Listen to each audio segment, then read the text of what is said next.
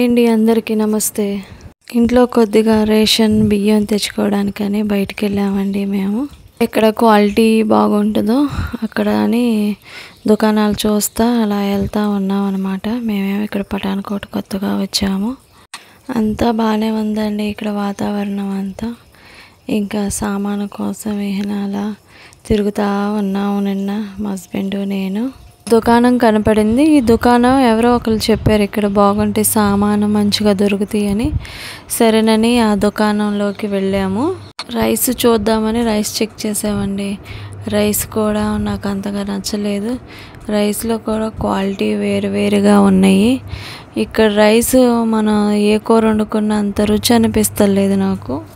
షాప్లో ఉన్న అంకుల్ వాళ్ళని అడిగాము, వాళ్ళు బాగుంటాయి అన్నారు. అయినా ఒక కిలో కింద తీసుకున్నాం అన్నమాట రైస్. ఇంకా కడాయి, ఇంకా మాకు కావాల్సిన సామాను, ఇంట్లో కావాల్సినవి చూసుకుంటూ ఉన్నాం అన్నమాట. ఇంకా విద్యు కూడా స్కూల్ నుండి వచ్చే టైం అయిపోయిద్దని చాలా తొందరగా కావాల్సిన సామాను అన్నీ తీసుకున్నాము. రైస్ కూడా ట్రై చేద్దామని తీసుకున్నాము. ఇదేనండి, అందరిని వాపస్ ఇంటికి వచ్చేసాం. ఓకేనండి, బాయ్ అండి.